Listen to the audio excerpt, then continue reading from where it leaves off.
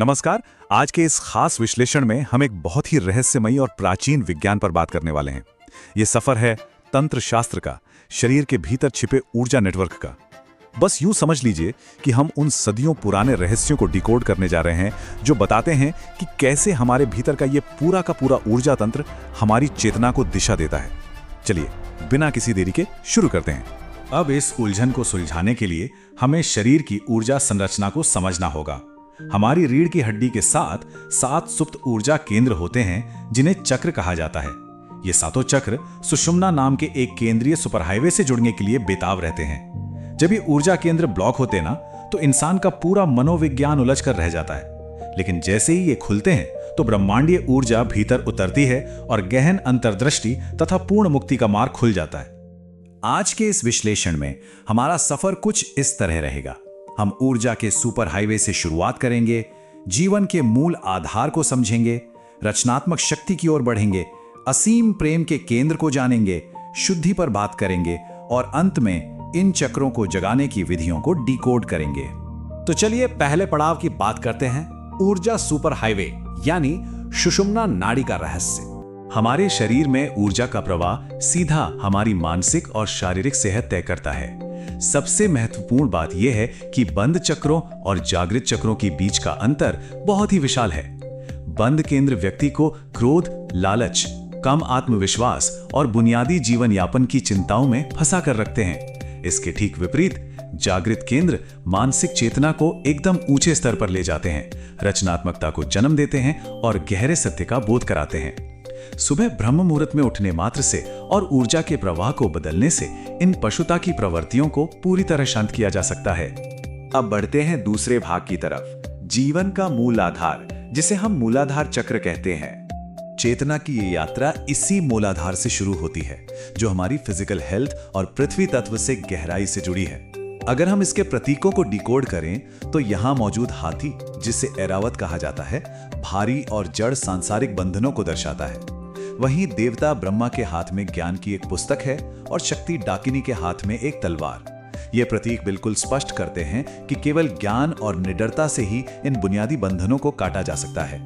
इसी मूलाधार का एक और अत्यंत शक्तिशाली प्रतीक है एक शिवलिंग, जिसके चारों ओर एक सुप्त नाग लिपटा हुआ है। ये हमारी उस निष्क्रिय और सोई हुई चेतना का प्रतिनिधित्व करता है जो बिल्कुल निचले स्तर पर है।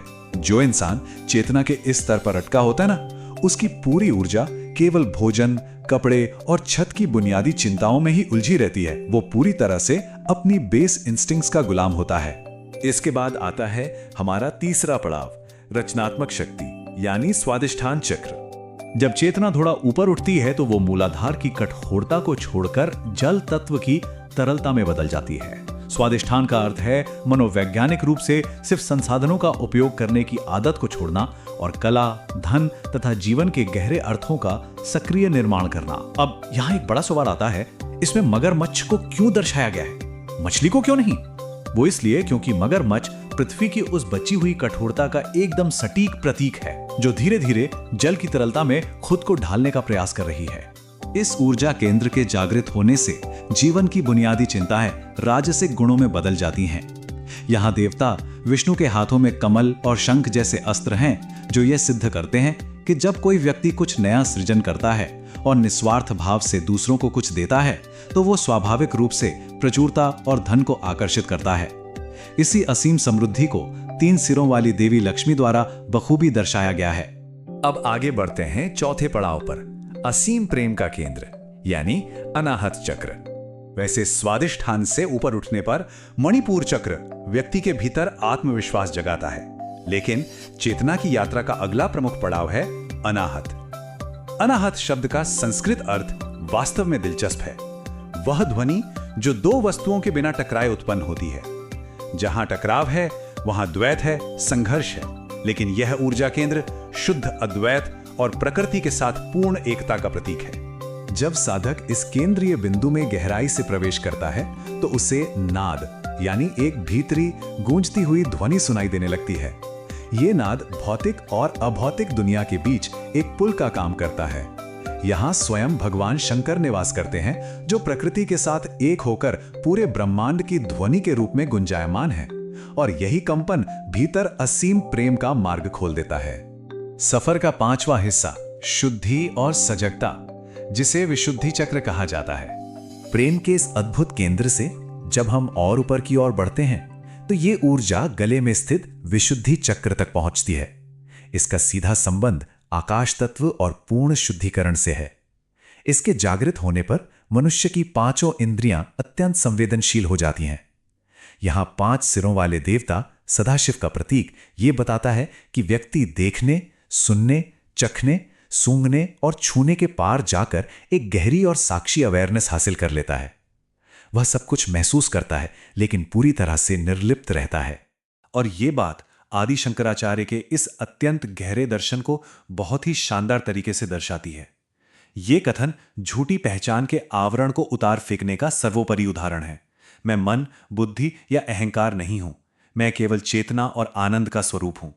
इसी दार्शनिक गहराई को समझकर ही इंद्रियों की पूर्ण शुद्धता को प्राप्त किया जा सकता है।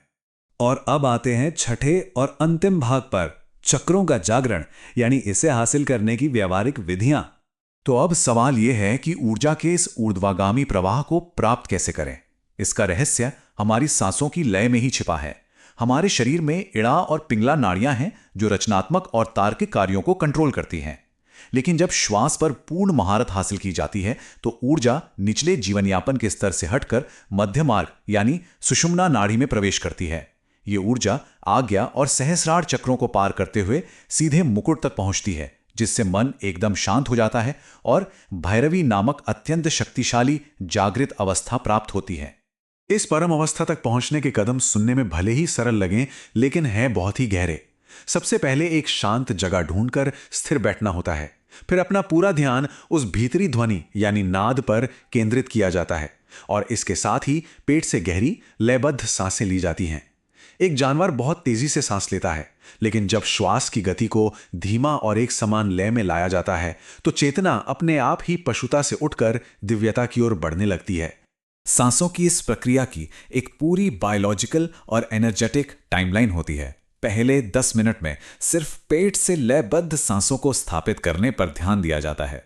30 मिनट के बाद श्वास बिना किसी जोर जबरदस्ती के प्राकृतिक रूप से शरीर के साथ जुड़ जाती है और 60 मिनट के निरंतर अभ्यास के बाद यह ऊर्जा इड़ा और पिंगला को छोड़कर केंद्रीय सुषुम्ना मार्ग में बहने लगती है, जो एक पूरी तरह से अहंकार रहित और अत्यंत फोकस्ड फ्लो स्टेट को जन्म देती है।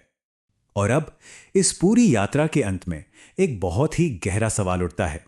क्या मानवीय चेतना केवल जीवन यापन के इन्हीं बुनियादी और अंतहीन बंधनों में हमेशा के लिए फंसी रहेगी, या फिर वो अपनी श्वासों पर पूर्ण महारत हासिल करके अपनी उस परम अनंत क्षमता तक ऊपर उठने का साहस करेगी?